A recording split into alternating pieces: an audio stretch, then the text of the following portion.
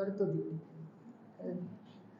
D and F block elements में basically आप इस चैप्टर में डी और एफ एलिमेंट्स को डिस्कस करेंगे।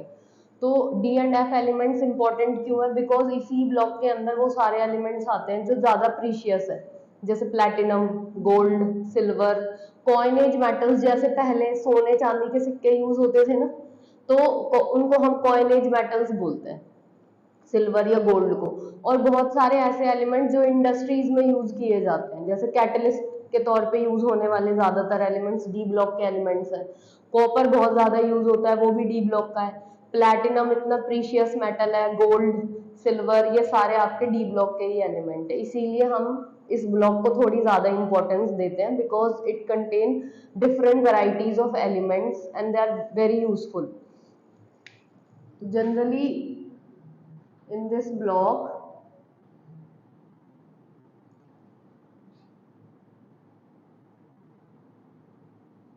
coinage metals are there, so it is useful,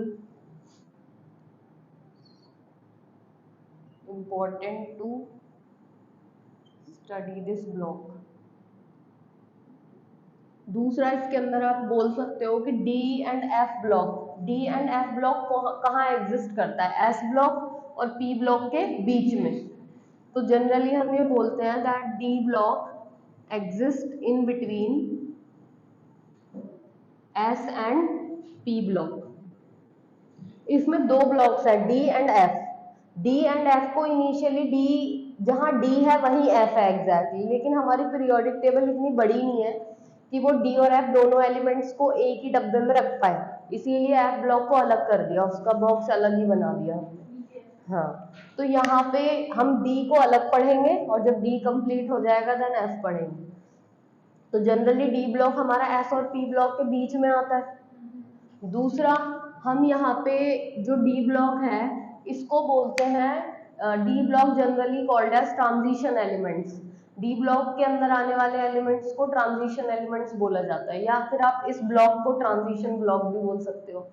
transition block का, ट्रांजिशन वर्ड किसको रिप्रेजेंट करता है? वेरिएशन, मतलब चेंज। तो अगर आप पीरियोडिक टेबल देखो तो यहाँ पे कुछ ऐसा, ये एस ब्लॉक होता है, नीचे डी ब्लॉक होता है, फिर ये आपका पी ब्लॉक होता है, कुछ ऐसा होता है, ठीक है। तो ये एस, ये डी और ये आपका पी। अब इसमें जो एस ब्लॉक है ये जनरली मेटल कंटेन कर रहा है, पी ब्लॉक आपका नॉन मेटल कंटेन कर रहा है। तो जो डी ब्लॉक है ये एक तरह से इंटरमीडिएट हो गया, जो आपको ले जा रहा है from one point two another. जैसे ये आपको मेटल से कहां तक लेके जाएगा? नॉन मेटल तक। तो बीच में ये एक तरह से वेरिएशन रिप्रेजेंट कर रहा है ना, कि इसके इधर कुछ और है और उधर कुछ और, इसीलिए हम डी ब्लॉक को ट्रांजिशन ब्लॉक बोल सकते हैं। जनरली ये बोला जाता है कि डी ब्लॉक आपको एक वेरिएशन समझा रहा है कि इधर मेटल्स हैं और इधर आपके नॉन मेटल्स हैं। या फिर आप ये बोल सकते हो कि जो मेटल्स हैं इनका नेचर कैसा होता है? इलेक्ट्रो पॉजिटिव, और नॉन मेटल्स का नेचर कैसा होता है? इलेक्ट्रोनेगेटिव। तो इनडायरेक्टली ये आपको लेके जा रहा है हाईली इलेक्ट्रोपॉजिटिव से लोअर इलेक्ट्रोपॉजिटिव कैरेक्टर तक, या फिर आप ये बोलो कि लेसर इलेक्ट्रोनेगेटिव से हायर इलेक्ट्रोनेगेटिव कैरेक्टर तक। तो या तो आप ज्यादा से कम देख रहे हो या कम से ज्यादा देख रहे हो, लेकिन आप कुछ ना कुछ तो ऑब्जर्व कर ही रहे हो, और ये आपको एक पैटर्न रिप्रेजेंट कर रहा है। डी ब्लॉक आपको एक पैटर्न दे रहा है कि यहाँ पर हाईली इलेक्ट्रोनेगेटिव एलिमेंट आएंगे, सॉरी यहाँ पे लेसर इलेक्ट्रोनेगेटिव एलिमेंट आएंगे और यहाँ पे हायर इलेक्ट्रो। तो लेस से हाई की तरफ कौन लेके जा रहा है आपको? डी लेके जा रहा है। तो ये एक तरह से ब्रिजिंग ब्लॉक भी है, या इसके एलिमेंट्स को ब्रिजिंग एलिमेंट्स भी बोल सकते हैं, क्योंकि एक तरह का ब्रिज है ना जो एस और पी को कनेक्ट कर रहा है। तो इसीलिए हम डी ब्लॉक को ट्रांजिशन एलिमेंट्स बोलते हैं। D block elements are called transition element because it shows variation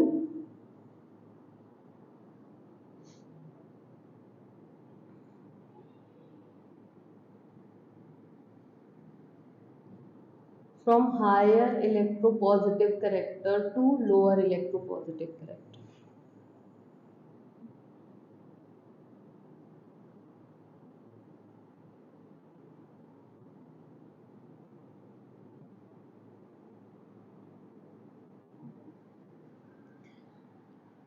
अब ये तो एक बात हुई कि हम डी ब्लॉक को ट्रांजिशन एलिमेंट्स बोलते हैं। क्यों बोलते हैं? क्योंकि एक तरह का वेरिएशन दिखाते हैं। दूसरा, आप डी ब्लॉक को ये भी बोल सकते हो, जैसे कोई भी ब्लॉक को, जैसे एस ब्लॉक को हम एस ब्लॉक बोलते हैं। क्यों बोलते हैं? क्योंकि उसके अंदर आने वाले सारे एलिमेंट्स जो हैं उनका लास्ट इलेक्ट्रॉन कौन सी सबशेल में जाता है? एस में। ऐसे पी ब्लॉक में सारे एलिमेंट्स के लास्ट इलेक्ट्रॉन पी में जाते हैं, तो डी के लास्ट इलेक्ट्रॉन डी में जाते हैं। तो D block element called as D block, why? Because it's last electron enters into D subshell. अब इसी डी सबशेल को दूसरी भाषा में पेनल्टीमेट शेल भी बोला जाता है। अब ये पेनल्टीमेट शेल होती क्या है? पेनल्टीमेट शेल को जनरली n-1 से रिप्रेजेंट करते हैं हम। अब लेकिन ये n-1 है क्या? जनरली हम ये बोल सकते हैं that all D block elements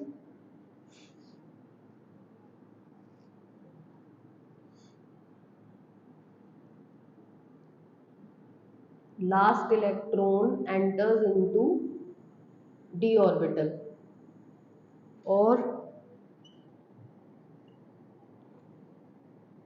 penultimate shell. Penultimate shell means n-1d subshell. आपने लास्ट ईयर 11th क्लास में क्लासिफिकेशन ऑफ एलिमेंट्स पढ़ा होगा, जिसमें आपको इलेक्ट्रॉनिक कॉन्फ़िगरेशन पढ़ाया था और पूरी पीरियोडिक टेबल भी समझाई गई थी। उसी से हमें समझ आता है ये पेनल्टीमेट शेल n-1d क्यों है।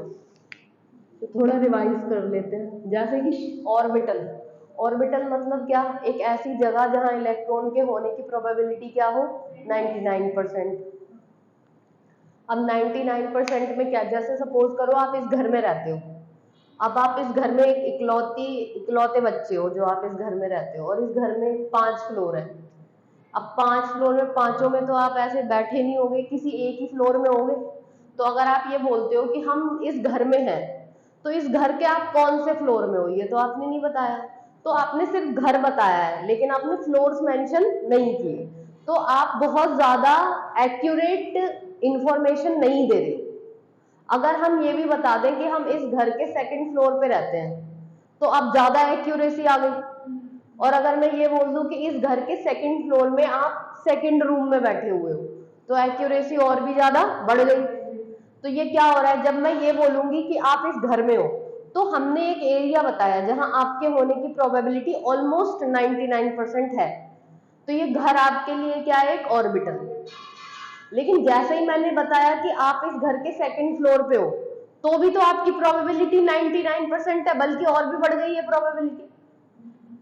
और अगर मैंने बोल दिया कि सेकंड फ्लोर के सेकंड रूम में हो आप, तो ये प्रोबेबिलिटी और भी ज्यादा बढ़ गई। लेकिन तीनों ही प्रोबेबिलिटीज है और तीनों में ही आपके मिलने के चांसेस 99% हैं, आप पक्का मिलोगे। तो इसका मतलब है कि ये सब आपके लिए क्या है? एक ऑर्बिटल्स। तो घर भी ऑर्बिटल है, घर के साथ फ्लोर बता दिया वो भी ऑर्बिटल है, फ्लोर में रूम भी बता दिया तो वो भी ऑर्बिटल है। इन तीनों में बस इतना ही फर्क है कि एक चीज आपको ज्यादा इंफॉर्मेशन दे रही है और दूसरी चीज कम, लेकिन इंफॉर्मेशन तो सभी दे रहे हैं, कोई ज्यादा कोई कम। तो ऐसे ही जब इलेक्ट्रॉन्स की बारी आती है, तो इलेक्ट्रॉन्स में हम बोलते हैं कि आपका इलेक्ट्रॉन फर्स्ट शेल में है, सेकंड शेल में है, थर्ड शेल में है। तो ये शेल समझ लो घर है। तो अगर आप बताते हो कि electron first second third shell में है, तो ये उसका हो गया एक ऑर्बिटल, मतलब आपने जगह बता दी। लेकिन आप फर्स्ट के अंदर ना सब शेल्स भी तो होती है शेल के अंदर, जैसे घर में फ्लोर्स होते हैं, ऐसे ही शेल के अंदर सब शेल्स होते हैं। तो आपका इलेक्ट्रॉन किस शेल के कौन से सब शेल में है ये भी तो आपको बताना पड़ेगा। और सब शेल के साथ अगर आप एक्सिस भी बता दो, तो आपकी प्रोबेबिलिटी और ज्यादा बढ़ जाएगी, मतलब फिर आप और ज्यादा एक्यूरेटली चीजों को एक्सप्लेन कर रहे हो। तो यहाँ पे जैसे हम बोलते हैं कि n की वैल्यू 1 है, n मतलब जो शेल रिप्रेजेंट करता है ये। अगर मैंने बोला n इज इक्वल्स टू 1, तो ये शो कर रहा है कि हमारा इलेक्ट्रॉन कौन से ऑर्बिट में है? फर्स्ट में, फर्स्ट शेल में। अब फर्स्ट शेल में हमें देखना है कि कितने सब, अगर मान लो आपके घर में एक ही फ्लोर है, तो अब सिर्फ ग्राउंड फ्लोर है, तो बाकी कोई ऑप्शन तो है ही नहीं, तो फिर तो आप वहीं मिलोगे। तो ऐसे अगर आप फर्स्ट की बात करते हो ना, फर्स्ट में एक ही सब शेल होता है जिसको हम बोलते हैं एस। ठीक, तो ये हो गया। अगर मैंने बोल दिया इस घर के इस फ्लोर में हो, तो घर के साथ फ्लोर भी होता है ना, तो यहाँ पे घर हो गया 1 और फ्लोर हो गया आपका s, तो ये दोनों मिलके क्या बन गए हमारे ऑर्बिटल, यानी 1s क्या है, एक ऑर्बिटल, एक जगह जहां पे इलेक्ट्रॉन रहता है। जनरली आपके शेल्स कौन कौन से हो सकते हैं, 1 2 3 4 इन्फिनिटी तक आप कितने भी शेल ले सकते हो। शेल के अंदर फिर सब शेल्स होते हैं, जैसे सबके घर में फ्लोर्स तो सबके घर में होते हैं, लेकिन अगर फ्लोर्स को मेंशन किया जाए तो आपके घर के फ्लोर को, नीचे वाले फ्लोर को ग्राउंड फ्लोर ही बोला जाएगा, मेरे घर के फ्लोर को भी ग्राउंड फ्लोर बोला जाएगा, किसी और के घर को भी ग्राउंड फ्लोर ही बोला जाएगा। तो फ्लोर तो सबके ही है, सबके नीचे वाले फ्लोर को ग्राउंड फ्लोर ही बोला जाता है। ऐसे ही सबके घर अलग अलग है, लेकिन फ्लोर्स के नाम तो एक जैसे ही है ना, ground floor, first floor, second floor. ऐसे ही शेल अलग अलग हो सकती हैं, first shell, second shell, third shell, लेकिन उसके अंदर सब शेल्स के नाम एक जैसे ही होते हैं। जैसे ग्राउंड फ्लोर बोलते हैं, यहाँ पे बोलते हैं एस, सबसे नीचे वाला फ्लोर एस, उससे ऊपर वाला पी, फिर डी, फिर एफ, फिर आप जी एच आई जे के एल एम एन दुनिया भर का बना सकते हो। पर उतनी बड़ी बिल्डिंग बना के हम क्या करेंगे, उतने सारे लोग तो है नहीं आपके घर में रहने के लिए, तो इसीलिए हम उतने सारे सबशेल्स पढ़ते ही नहीं है। ज्यादा से ज्यादा कहां तक जाते हैं, एफ तक जाने को आप जा सकते हो, कोई दिक्कत नहीं। तो यहाँ पे जनरली बोला जाता है कि आप जिस शेल में हो आपको उतने ही सबशेल्स वहां पर मिलेंगे। जैसे आप फर्स्ट शेल में हो तो कितने सबशेल मिलेंगे, एक, यानी 1s। अगर आप सेकंड शेल में हो तो आपको कितने सबशेल्स मिलेंगे, 2, s और p। तो अगर मैं आपको बोलती हूँ कि आपके घर में 2 फ्लोर्स है और आप घर में ही रहते हो, तो आपके होने की प्रोबेबिलिटी कितनी जगह होगी, 2 जगह। तो आप 2 ऑर्बिटल्स बताओगे ना कि हम 2 वाले घर में या तो s में मिलेंगे या फिर p में मिलेंगे। तो आप बोलोगे या तो आप 2s में हो या फिर आप 2p में हो। तो सेकंड शेल है, इसलिए सबशेल्स भी कितने हैं, 2, s और p।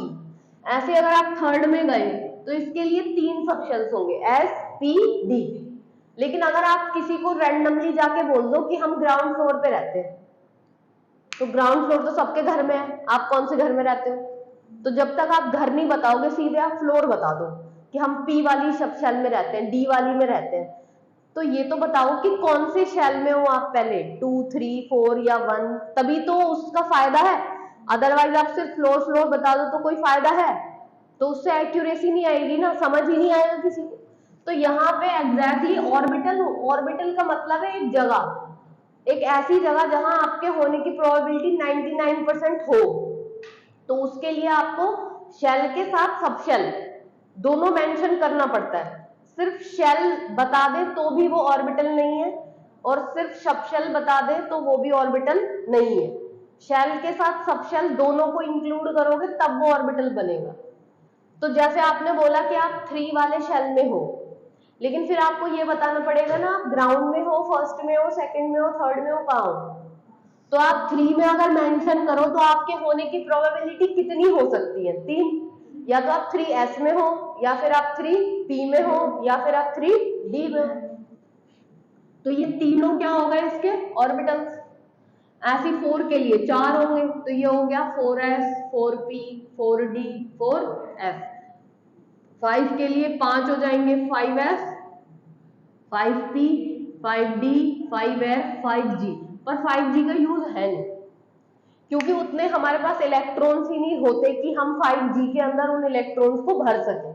तो हमारे पास इलेक्ट्रॉन नहीं है, तो उतनी फिर जगह बना के क्या करेंगे। इसीलिए 4 के बाद जितने शेल्स आते हैं उनको हम सिर्फ उनके सबशेल f तक लिखते हैं, f के आगे हम लिखते नहीं है। लेकिन ऐसा नहीं है कि होते नहीं, होते हैं, हम मेंशन नहीं करते। अब जैसे अगर मैं आपको बोलूं कि आप एस सबशेल में हो, भाई आप इस वाले फ्लोर में हो, तो इस फ्लोर में जैसे ग्राउंड फ्लोर है आपका, अब ग्राउंड फ्लोर में कोई कमरा है ही नहीं, तो अब इस यहाँ पे तो पार्किंग है बस। तो आपके होने की प्रोबेबिलिटी यहाँ कितनी जगह है, कितने कमरों में है, 0, कमरे तो है ही नहीं है। लेकिन अगर आप फर्स्ट फ्लोर पे जाओगे तो आपको कमरे मिलेंगे, तो कमरे तो कितने भी हो सकते हैं। तो जनरली हमें याद रखना है कि ग्राउंड फ्लोर को हम किससे रिप्रेजेंट करते हैं, एस से। और ग्राउंड फ्लोर में कोई कमरा है ही नहीं, तो यहाँ आपकी कोई एक पर्टिकुलर डायरेक्शन नहीं हो सकती। It is non directional in nature. Direction तब आएगी जब कोई जगह हो कि आप यहाँ बैठोगे, यहाँ बैठोगे, यहाँ बैठोगे। तो डायरेक्शन मीन्स इलेक्ट्रॉन या तो एक्स एक्सिस में होगा, या वाई में होगा, या जेड में होगा, या कहीं और होगा। पर उसके लिए, डायरेक्शन के लिए आपके पास कुछ होना तो चाहिए कि इस डायरेक्शन में आप जाओगे। क्यों जाओगे? कुछ होगा तभी तो जाओगे, नहीं तो क्यों जाओगे? तो क्योंकि आपके फ्लोर पे कोई रूम है ही नहीं, तो आप कहीं भी नहीं जाओगे। तो जनरली हम देखते हैं एस के अंदर कोई एक्सिस हम मेंशन नहीं करते कि हम बोले एस के अंदर एक्स एक्सिस होता है, पी एक्सिस, वाई एक्सिस है, जेड एक्सिस, कोई एक्सिस नहीं है, नॉन डायरेक्शन है, इसका कोई डायरेक्शन नहीं है। लेकिन इसके अलावा जब एस के बाद आप पी बताते हो, तो पी तो फर्स्ट फ्लोर हो गया, वहां तो रूम्स मिलेंगे। तो जनरली पी के अंदर कितने रूम्स होते हैं? 3, एक्स, वाई और जेड। फिर उससे ऊपर फ्लोर पे गए तो वहां पे कितने रूम्स मिलेंगे? 5। एफ में गए तो कितने रूम्स मिलेंगे? 7। और एक रूम में कितने बच्चे रह सकते हैं? 2। पॉली का एक्सक्लूजन प्रिंसिपल कहता है एक ऑर्बिटल में मैक्सिमम 2 इलेक्ट्रॉन बैठेंगे, और वो भी अपोजिट स्पिन में। तो जब आप ऐसे, अगर मैं बोलूं कि आप 1s में हो तो आपने ऑर्बिटल बता दिया, आप 2s में हो आपने ऑर्बिटल बता दिया, क्योंकि 2s से ज्यादा हम कुछ बता नहीं सकते। s के अंदर कोई एक्सिस तो है नहीं कि मैं बता दूं कि 2s में हम यहाँ हैं, डायरेक्शन तो है नहीं ना। लेकिन 2p में तो डायरेक्शन है। p के लिए तो आप x, y, z सब एक्सप्लेन कर सकते हो। तो अगर मैं ये बोलूं कि आप 2px में हो, या 2py में हो, या फिर आप 2pz में हो, तो आपने चीजों को ज्यादा क्लैरिफाई किया ना, पहले के रेस्पेक्ट में अब इंफॉर्मेशन ज्यादा मिल रही है। तो 2px, 2py, 2pz तीनों ही ऑर्बिटल है, और 2p भी क्या है? ऑर्बिटल ही है।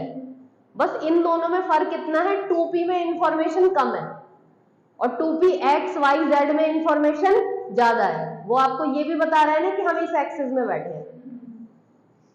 तो शेल हमें बताता है principal quantum number, sub shell हमें बताता है एजीमुथल क्वांटम नंबर, और उसके बाद ओरिएंटेशन अगर हमें देखनी है तो वो कौन बताता है? Magnetic quantum number. 3 quantum number हमें 3 चीजें एक्सप्लेन करते हैं। अब यहाँ पे अगर हमें बोला जाता है कि एस के अंदर कोई एक्सिस है ही नहीं, तो आप एक्स, वाई या जेड किसी डायरेक्शन की आप बात ही नहीं करोगे। एस तो बस एक जगह है जहां पे आप बैठ सकते हो। तो एस के अंदर कितने ऑर्बिटल्स आएंगे? 1।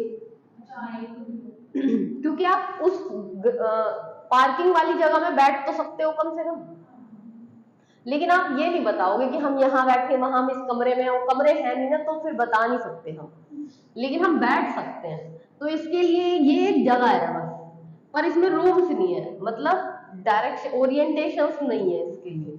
लेकिन जब आप पी के अंदर ऑर्बिटल्स की बात करते हो तो इसमें कितने ऑर्बिटल पॉसिबल है? 3। डी में कितने ऑर्बिटल पॉसिबल है? 5। और एफ के अंदर 7। तो अगर इलेक्ट्रॉन्स की बात करी जाए तो एस में कितने इलेक्ट्रॉन बैठ सकते हैं? 2। एक ऑर्बिटल में 2 ना, तो पी में कितने बैठ सकते हैं? डी में और एफ में। ठीक, तो ये हमारी बेसिक सी इंफॉर्मेशन है जिसमें हमें पता होना चाहिए कि ऑर्बिटल्स का मतलब क्या होता है, और किस ऑर्बिटल में हम कितने इलेक्ट्रॉन्स को मैक्सिमम, और कितना इलेक्ट्रॉन्स हम फिल कर सकते हैं उसमें मैक्सिमम। ठीक है, तो यहाँ पे जब हमने ये पढ़ा कि हमारे पास ये शेल्स हैं, ये सब शेल्स हैं, इनमें इतने ऑर्बिटल्स हैं, इनमें मैक्सिमम इतने इलेक्ट्रॉन रह सकते हैं। तो अगर आप एक मल्टी इलेक्ट्रॉन सिस्टम की बात करो जिसके पास खूब सारे इलेक्ट्रॉन, तो अगर उसके पास बहुत ज्यादा मात्रा में इलेक्ट्रॉन है तो वो इलेक्ट्रॉन कहीं ना कहीं तो बैठे ही होंगे उसमें। तो वो इलेक्ट्रॉन कहाँ कैसे बैठे होंगे? अगर आपके घर में बहुत जगह है, बहुत सारे लोग आ जाएं, तो उस केस में आप सब लोगों को एक पैटर्न में अरेंज करोगे ना, कि कुछ लोग इस फ्लोर पे आ गए, कुछ उसमें आ गए, कुछ उसमें आ गए। और फिर ऐसा है जैसे बच्चों की कैटेगरी है, तो बच्चों की कैटेगरी अलग कर दिया, उन्हें थोड़ा सेफ मोड देंगे हम, और जो बुजुर्ग है उन्हें भी देंगे, और बाकी जो नॉर्मल है हमारे यंग जनरेशन, उन्हें आप ऊपर वाले फ्लोर पे भी रख दो, जो सबसे ऊपर है, तो भी कोई दिक्कत नहीं है, वो ध्यान रख सकते हैं। तो ऐसे आपके पास ये सारे इलेक्ट्रॉन है। अब मल्टी इलेक्ट्रॉन सिस्टम में तो खूब सारे इलेक्ट्रॉन है, खूब सारे ऑर्बिटल है, तो आप इलेक्ट्रॉन्स को कैसे अरेंज करोगे? उसके लिए आप अबव प्रिंसिपल लगाते हो, जो बोहर-बरी रूल पे काम करता है, मतलब कि n+l रूल। अगर आपके पास ये सारे ऑर्बिटल है, ये सारी जगह ही तो है जहां इलेक्ट्रॉन रह सकते हैं, और किसी भी एटम में फिक्स ऑर्बिटल्स नहीं होते कि हाँ इस एटम में 2 ऑर्बिटल होंगे, इसमें 4 होंगे, इसमें 5 होंगे। सब में इनफाइनाइट नंबर ऑफ ऑर्बिटल्स होते हैं, यानी हर एटम के पास ये सारे ऑर्बिटल्स हैं, 6 7 सब है। ठीक है, आपको जितनी जरूरत है आप उतनी जगह बैठ जाओ, बाकी के खाली।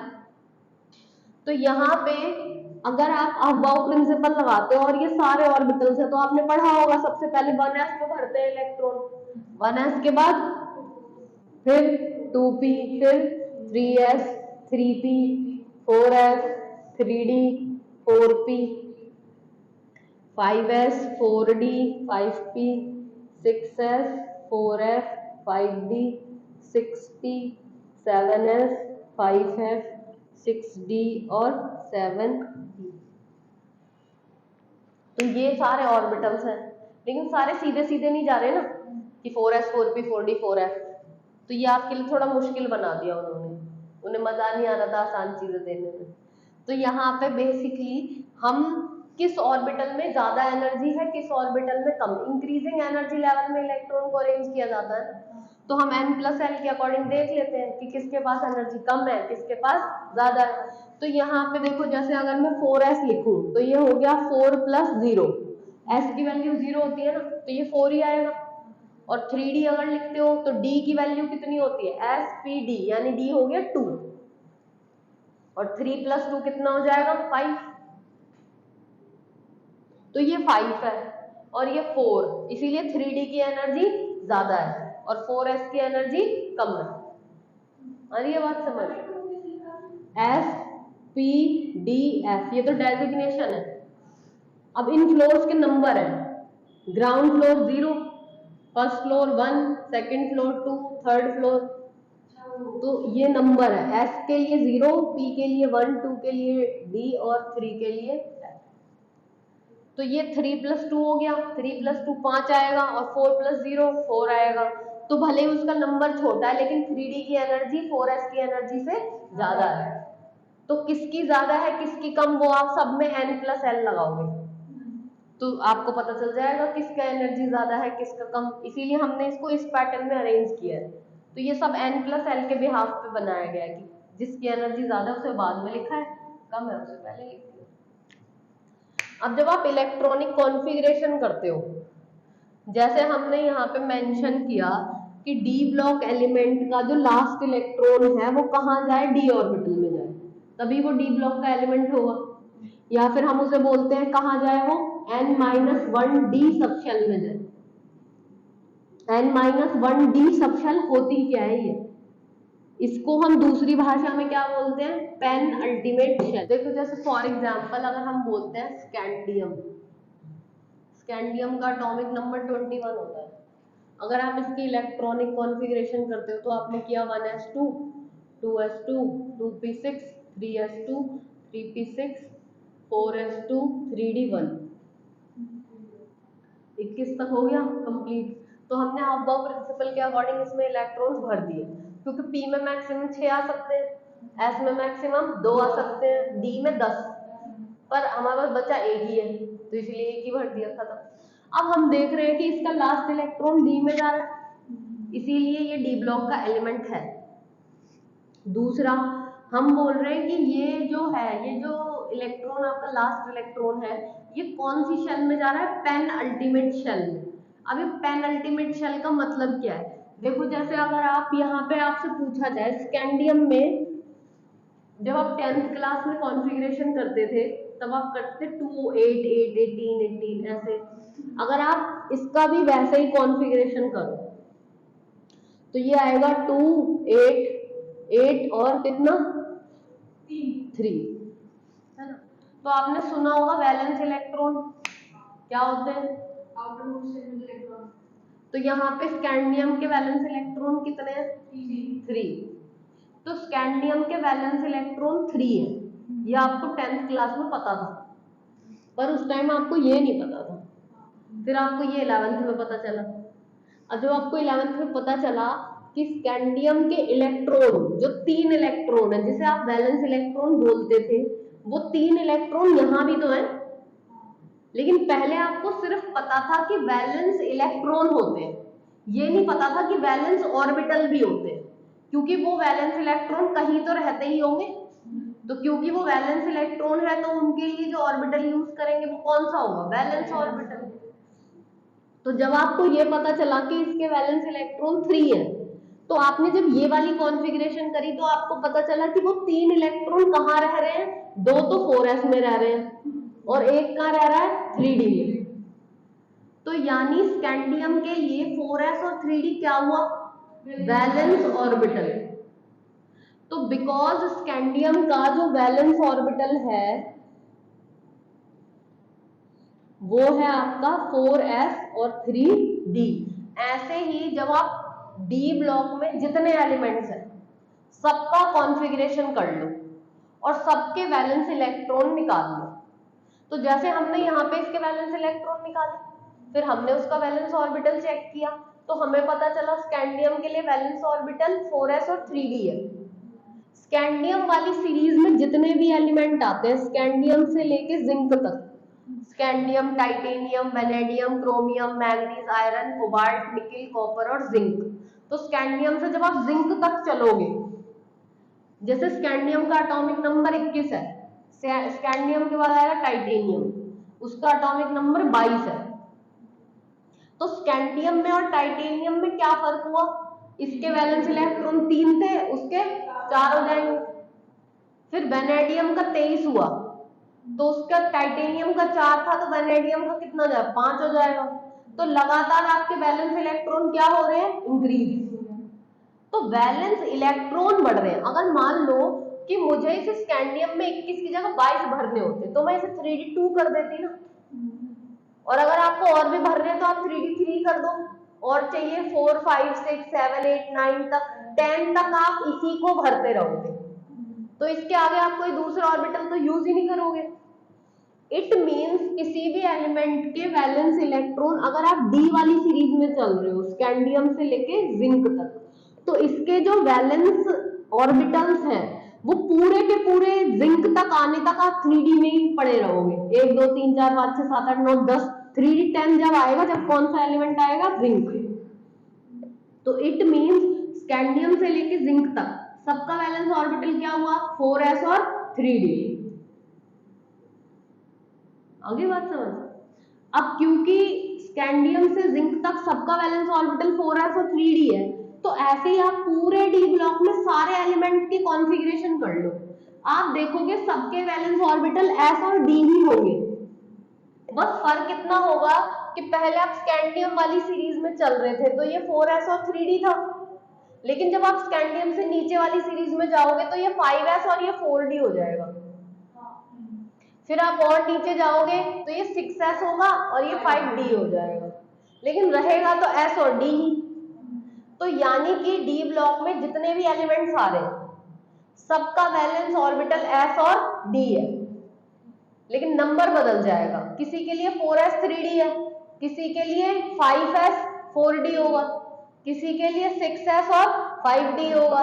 और आप एक चीज और देख रहे हो, s हम जो भी चला रहे हैं d हमेशा उससे एक कम आ रहा है। तो अगर हम यहाँ पे 3d को मेंशन करें, अगर आप इसका पैटर्न लिखो, देखो जैसे अगर आपको जनरल इलेक्ट्रॉनिक कॉन्फ़िगरेशन लिखना हो तो जनरल इलेक्ट्रॉनिक कॉन्फ़िगरेशन में आप एक पैटर्न समझाते हो ना कि इसके अंदर ये ऑर्बिटल्स भरे जाएंगे और इसके अंदर मैक्सिमम आप इतने इलेक्ट्रॉन्स भर सकते हो।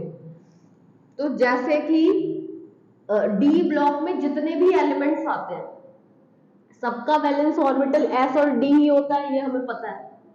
s और d के अलावा कुछ नहीं होगा, लास्ट इलेक्ट्रॉन तो d में ही जाना है। और हमारी जो इलेक्ट्रॉनिक कॉन्फ़िगरेशन का पैटर्न है उसके हिसाब से s के बाद d आता है, और उसी के अकॉर्डिंग हम ये देखते हैं कि अगर ये 4s है तो ये 3d होता है। तो डी हमेशा एस वाले से एक कम होता है। तो अगर मैं इसको 4 लिख रही हूँ तो मैं इसे 3d लिखूंगी, अगर मैं इसे 5 लिख रही हूँ तो मैं इसे 4d लिखूंगी। तो यहाँ पे अगर आप n ले लो तो ये कितना हो जाएगा n-1। इसीलिए जब हम डी ब्लॉक का जनरल इलेक्ट्रॉनिक कॉन्फ़िगरेशन लिखते हैं तो हम हमेशा एक s ऑर्बिटल लिखते हैं और एक d लिखते हैं, लेकिन d में n-1 लिखते हैं और s के साथ n मेंशन कर देते हैं। ठीक, अब यहाँ पे इलेक्ट्रॉन्स की बारी आती है। तो s में मैक्सिमम कितने इलेक्ट्रॉन हो सकते हैं? 2, और मिनिमम 1, या फिर खाली हो तो 0। तो पूरे डी ब्लॉक में हमने जब सारे एलिमेंट्स की कॉन्फ़िगरेशन कर ली तो पता चला कि S में ज्यादा से ज्यादा 2 हो सकते हैं और कम से कम 0, या तो वो बिल्कुल ही खाली होगा या ज्यादा से ज्यादा उसमें 2 होंगे। तो आप वेरिएशन लिख दो कि ये 0 से 2 तक हो सकता है, और डी में हमने देखा ये 1 से लेके 10 तक हो सकता है। तो डी ब्लॉक का जनरल इलेक्ट्रॉनिक कॉन्फ़िगरेशन ये हो गया। अब हम इसके अंदर ये भी देखते हैं, जैसे सपोज करो स्कैंडियम का ये कॉन्फ़िगरेशन है। इस कॉन्फ़िगरेशन में अगर मैं आपको बोलूं कि स्कैंडियम के ना 3 इलेक्ट्रॉन मुझे निकालने, भाई वैलेंस इलेक्ट्रॉन हम बाहर निकाल सकते हैं, तो अगर हमसे बोला जाए स्कैंडियम के 3 वैलेंस इलेक्ट्रॉन हमें रिमूव करने हैं, तो किसी भी एलिमेंट का इलेक्ट्रॉनिक कॉन्फ़िगरेशन करने के बाद जब भी आपको ये बोला जाए कि इस एलिमेंट के इलेक्ट्रॉन निकालो, तो आप हमेशा उसके इलेक्ट्रॉन हमेशा उसके हाईएस्ट प्रिंसिपल क्वांटम नंबर में से निकालोगे। तो सबसे बड़ा इसमें क्वांटम नंबर कौन सा है? 4 principal quantum number, main shell तो 4 ही है। तो इसीलिए पहले जब तक कि उसके सारे इलेक्ट्रॉन खत्म नहीं हो जाते तब तक हम दूसरे वाले पे नहीं जा सकते। तो यहाँ पे वैलेंस ऑर्बिटल तो 2 है, ये भी है और ये भी है, तो ये दोनों ही बाहर के हैं।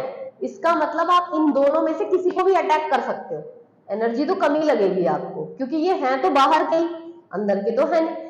अब यहाँ पे जनरली ये देखा जाता है कि जब आप अप टू कैल्शियम, जैसे स्कैंडियम से पहले एलिमेंट आता है कैल्शियम, अगर आप देखो पूरी पीरियोडिक टेबल जो बनी है, जैसे ये हाइड्रोजन, ये हीलियम, ठीक है, हाइड्रोजन के बाद ये लिथियम, बेरिलियम, फिर आता है boron, carbon, nitrogen, oxygen, fluorine और नियॉन। इसका एटॉमिक नंबर 1, इसका 2, इसका 3, इसका 4, फिर ये 5, 6, 7, 8, 9 और ये 10। तो जब आप पीरियोडिक टेबल ऑब्जर्व करते हो तो आप देखते हो कि एक एलिमेंट से जब आप दूसरे एलिमेंट पे शिफ्ट कर रहे हो तो ये हो क्या रहा है, एक एलिमेंट से दूसरे एलिमेंट में क्या बदला? इलेक्ट्रॉन बदल गए। वो 1 था, ये 2 हो गया, 2 के बाद ये 3 हो गया, और ये लगातार बढ़ते जा रहे हैं एक एक करके। तो number of electron keep on increasing. यही एक बहुत बड़ा कारण है एटम्स के बदलने का। एक एटम दूसरे एटम से अलग ही क्यों है? क्योंकि उसमें इलेक्ट्रॉन अलग है, और जैसे ही इलेक्ट्रॉन बदले एटॉमिक नंबर बदल गया। इलेक्ट्रॉन बदले, प्रोटॉन बदले, न्यूट्रॉन बदले, तो यहाँ पे एटम की कैरेक्टर ही बदल गया एटम का। तो मेजर जो रोल प्ले किया वो किसने किया? एटॉमिक नंबर ने, या फिर किसने? इलेक्ट्रॉन ने। क्योंकि अगर आपके पास इलेक्ट्रॉन ज्यादा होंगे तो आपके पास प्रोटॉन भी ज्यादा होंगे, फिर न्यूट्रॉन भी उसी हिसाब से आएंगे। तो जैसे ही इलेक्ट्रॉन बदलेंगे प्रोटॉन न्यूट्रॉन तो अपने आप ही बदल जाएंगे। तो अगर आपके एक स्पीशीज में इलेक्ट्रॉन बदल गए, प्रोटॉन बदल गए, न्यूट्रॉन बदल गए, तो क्या वो एटम सेम ही रहेगा? एटम ही बदल जाएगा। तो इनडायरेक्टली हीलियम हाइड्रोजन से अलग क्यों है? क्योंकि उस पे एक इलेक्ट्रॉन ज्यादा है, इसलिए इसकी सारी प्रॉपर्टी बदल गई। तो जब आप किसी भी एटम में शेल्स को फिल करते हो तो आपने हाइड्रोजन में सबसे पहले 1s1 भरा, हीलियम में एक इलेक्ट्रॉन और ज्यादा आ गया, तो आप अब क्या आप 1s1 भर सकते हो? वो तो भरा हुआ है पहले से ही। हाइड्रोजन और हीलियम में अलग क्या है? एक इलेक्ट्रॉन। तो मुझे एक और भरना है, इसमें एक और मैं भर दूंगी तो वो हाइड्रोजन से किस में बदल जाएगा? हीलियम में। तो इसको लिखेंगे क्या? 1s2। अब देखो जब आप हाइड्रोजन से हीलियम तक चले तो आपने 1s2 तो भर दिया, फिर हीलियम से लिथियम में क्या अलग है, एक इलेक्ट्रॉन, तो मुझे एक इलेक्ट्रॉन और भरना है, लेकिन मैं 1s2 में तो नहीं भरूंगी, अब उसे एक ही तो ज्यादा आया है, तो 1s2 से आगे वाले में भरो, आगे वाला कौन सा होता है 2s, तो ये हो गया 1s2 2s1।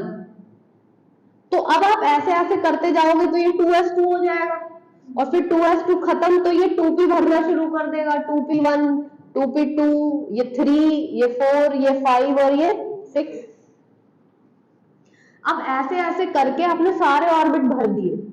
अब जब आप नियॉन के बाद इसके नीचे आओगे, लिथियम के नीचे आता है सोडियम, तो सोडियम में 2p6 तो नहीं भरा जाएगा, तो इसका लास्ट इलेक्ट्रॉन कहाँ जाएगा 3s1 में। तो एग्जैक्टली एक एटम दूसरे एटम से अलग क्यों है, क्योंकि उस पे एक इलेक्ट्रॉन फालतू है, और वो एक इलेक्ट्रॉन ऑब्वियस सी बात है पुराने वाले ऑर्बिटल में तो नहीं जाएगा, आगे नए ऑर्बिटल लेके आएगा, तो वही एक इलेक्ट्रॉन पूरी कॉन्फ़िगरेशन को चेंज कर देगा। ऐसे ही अगर आप यहाँ कैल्शियम तक चलते हो तो हम देखते हैं कि कैल्शियम के बाद स्कैंडियम आता है, कैल्शियम का एटॉमिक नंबर 20 होता है, तो 20 पे आप क्या करते हो, ये 4s2 आप भर देते हो पूरी तरह से, तो 4s2 के बाद स्कैंडियम में आपको एक इलेक्ट्रॉन और भरना होता है, 4s में तो जगह ही नहीं है, तो इसीलिए आप इसे कहां भरते हो 3d में, क्योंकि 4s के बाद कौन आता है 3d। तो अब देखो यहाँ पे हमारी मजबूरी है क्या, कि स्कैंडियम के जब आपको स्कैंडियम का लास्ट इलेक्ट्रॉन भरना था तो आपने उसे 4s में नहीं भरा, कहां भरा आपने उसे 3d में, क्योंकि आप उसे 4s में भर ही नहीं सकते थे। क्यों नहीं भर सकते थे, क्योंकि कैल्शियम कहता है कि उसके पास टोटल इलेक्ट्रॉन है 20 तक कॉन्फ़िगरेशन करने की प्रोबेबिलिटी जो पॉसिबिलिटी है वो यही है, तो 20 तक आप इलेक्ट्रॉन ऐसे ही भरोगे, इसके अलावा और कोई पैटर्न नहीं है। तो स्कैंडियम के भी जो 20 इलेक्ट्रॉन है वो तो 4s2 तक ऐसे ही भरे जाएंगे, क्योंकि कैल्शियम ने बता दिया कि भाई 20 का जिम्मेदार मैं हूं, तो कैल्शियम के पास 20 इलेक्ट्रॉन है, इसीलिए वो एक अलग स्पीशीज है। स्कैंडियम उससे एक इलेक्ट्रॉन फालतू लेके आया, तो वो 20 से क्या बन गया 21, तो 20 के लिए डील करेगा वो कौन डील करेगा कैल्शियम, और 21 के लिए कौन डील करेगा स्कैंडियम। तो 21 तक इलेक्ट्रॉन भरने की जब बात आती है ना, तो किस पे भरोसा किया जाएगा स्कैंडियम पे, और 20 तक इलेक्ट्रॉन भरने की जब बात आती है तो आप किसकी बात मानोगे कैल्शियम की। तो जिसके पास जितने इलेक्ट्रॉन हैं, जैसे वो अपने इलेक्ट्रॉन्स को फिल करता है वैसे ही दूसरों को भी करना पड़ेगा, क्योंकि उसने अपना एक पैटर्न बता दिया कि 20 तक आप ऐसे ऐसे भरोगे, उसके बाद अगर 21वां आ रहा है तो वो आपकी मर्जी है, आप जहां भरना चाहो वहां भर लो, पर 20 तक तो आपको मेरे हिसाब से चलना है। फिर अगर स्कैंडियम ने बोला कि भैया 4s2 के बाद 3d1 मैंने भर दिया, तो 21 का जिम्मेदार ये है। अब ये कहता है 21 जब भी आएगा 3d1 पे ही खत्म होगा ये, आप 21वां इलेक्ट्रॉन और कहीं नहीं भर सकते, और जब 22 आया तो एक इलेक्ट्रॉन फालतू हो गया, तो 22 के लिए स्कैंडियम जिम्मेदार नहीं है, अब वो दूसरा इलेक्ट्रॉन तुम कहां भरोगे वो तुम्हारी जिम्मेदारी है। तो टाइटेनियम कहेगा कि भाई स्कैंडियम के बाद 3d1 है और इसके पास जगह है तो इसी में भर देते हैं, तो 3d2 हो जाएगा ये। अब यहाँ पे जब हमने स्कैंडियम की चीजों को ऑब्जर्व किया तो हमें पता चला कि स्कैंडियम कैल्शियम से अलग है, बिकॉज उसके पास एक इलेक्ट्रॉन ज्यादा है। लेकिन क्योंकि कैल्शियम ने स्कैंडियम को रोक रखा है कि 20 तक कॉन्फ़िगरेशन वैसी ही होगी जैसी मैंने करी है, तो 4s2 तक तो ऐसे ही चलेगा, और एक इलेक्ट्रॉन जो फालतू है वो आप किस में भर सकते हो 3d में। इतनी बात समझ में आती है।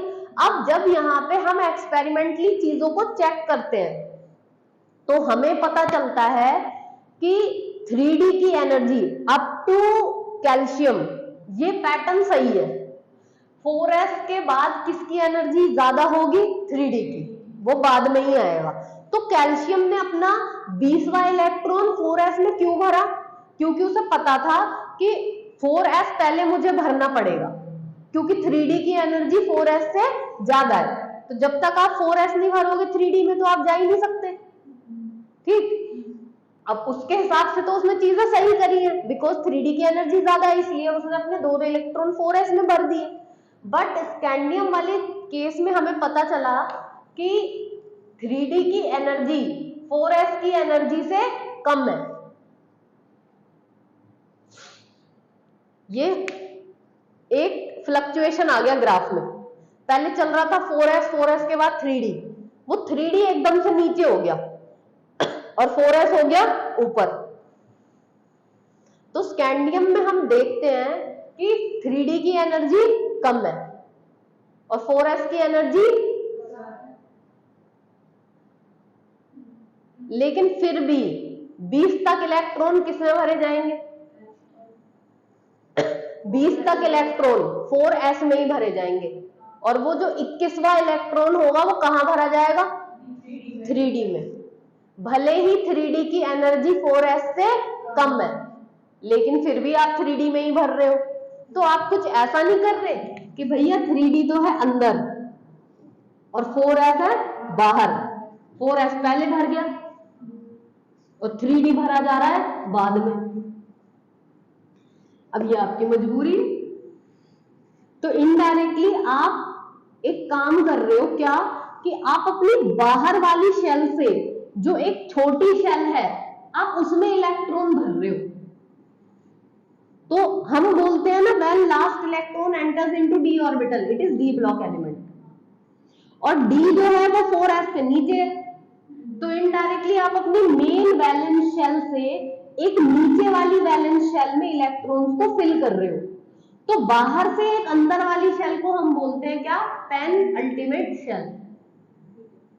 इसीलिए हम इसे पेनल्टीमेट शेल बोलते हैं, क्योंकि ये बाहर वाली शेल के अंदर होता है तो दोनों ही वैलेंस शेल, पर बाहर तो 4s आ रही है ना, तो 3D अंदर चला गया। और बिकॉज ये 3D है तो आप इसे n-1d भी लिख रहे हो गया क्लियर? तो ऐसा अब ये सब में चलेगा, मतलब स्कैंडियम से जैसी चीजें, कैल्शियम के बाद जैसे ही स्कैंडियम आया तो ये एनर्जी लेवल चेंज हो जाता है, 3D अंदर चला जाता है, 4s बाहर आ जाता है। इसीलिए सब के सब, अब 3D 1 हो, 2 हो, 4 हो, 5 हो, 10 हो, जितना मर्जी हो, जाएगा तो वो अंदर ही। तो डी ब्लॉक के जितने एलिमेंट है उन सबका लास्ट इलेक्ट्रॉन पेनल्टीमेट शेल में ही जाता है, बाहर वाले में तो जा ही नहीं रहा। इसीलिए हम बोल देते हैं D block elements are those whose last electron enters into penultimate shell which is n-1d। तो ये 3D हो सकता है, 4D हो सकता है, 5D, 6D, कुछ भी हो सकता है। ठीक,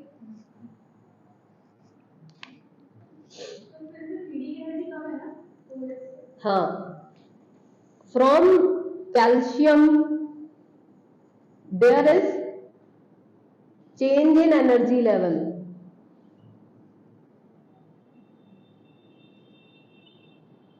three D having lower energy than 4s।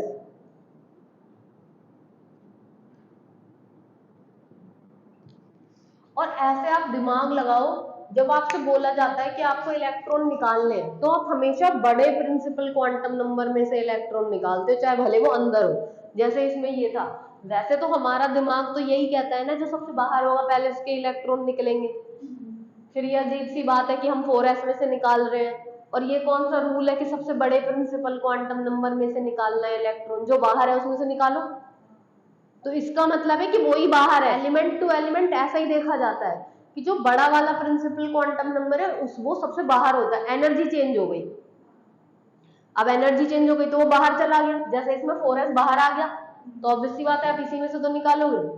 पर ऐसे अगर वो एक्सप्लेन करेंगे ना तो बहुत सारे कंसेप्ट हो जाएंगे, और सारे एलिमेंट के लिए आपको वेरिएशन इन एनर्जी फिर आपका दिमाग चला देगी। इसीलिए आपको सीधा बता दिया बड़े वाले नंबर में से निकाल दो, खत्म।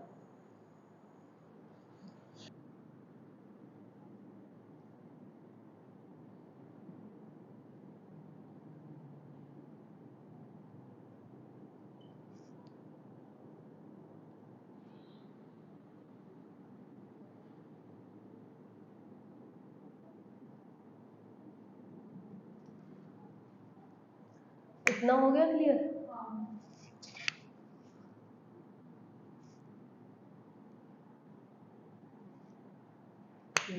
तो अब तक हमने पढ़ा डी ब्लॉक एस पी के बीच में आता है, और दूसरा एस ब्लॉक को हम ट्रांजिशन एलिमेंट बोलते हैं क्योंकि वो एक तरह का वेरिएशन दिखाते हैं हमको।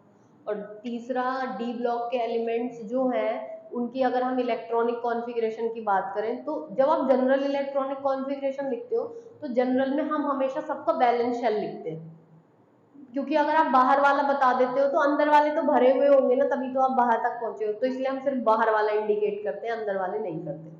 तो इसके जो डी ब्लॉक के वैलेंस ऑर्बिटल्स हैं वो सिर्फ दो ही है, कौन कौन से? एस और डी। डी हमेशा एस वाले से एक कम होगा, लेकिन एग्जैक्टली एनर्जी डिफरेंस की वजह से डी चला जाता है अंदर और एस हो जाता है बाहर, इसीलिए हम बोलते हैं कि हमारा लास्ट इलेक्ट्रॉन कौन सी शेल में जा रहा है? पेनल्टीमेट शेल में। ठीक, अब ये तो था सिर्फ नॉर्मल, मतलब ये दिमाग लगा के बता दिया कि डी ब्लॉक के एलिमेंट ट्रांजिशन एलिमेंट क्यों है, क्योंकि वो वेरिएशन दिखा रहे हैं। लेकिन एग्जैक्टली अगर ट्रांजिशन वर्ड का मतलब समझाया जाए तो डी ब्लॉक के एलिमेंट ट्रांजिशन एलिमेंट इसलिए हैं because they contain partially field D orbital. उनके अंदर जो डी ऑर्बिटल होता है वो पूरी तरह से भरा हुआ नहीं होता ज्यादातर एलिमेंट्स में। जैसे आप चलो स्कैंडियम से जिंक,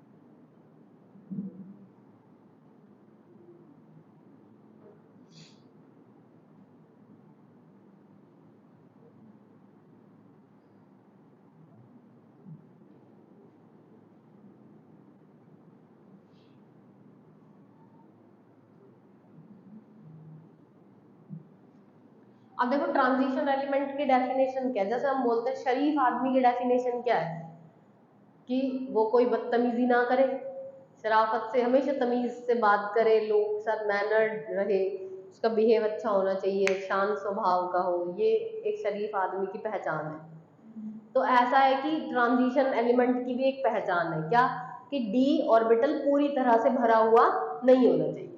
डी पूरी तरह कब भरेगा? जब कितने इलेक्ट्रॉन हो उसमें? 10। अगर मान लो उसमें 9 भी हुए तो क्या आप उसे पूरा भरा हुआ बोलोगे? नहीं। 8, 5, 6, 7, 4, 3, 2, 1 ये सब पार्शियल ही है।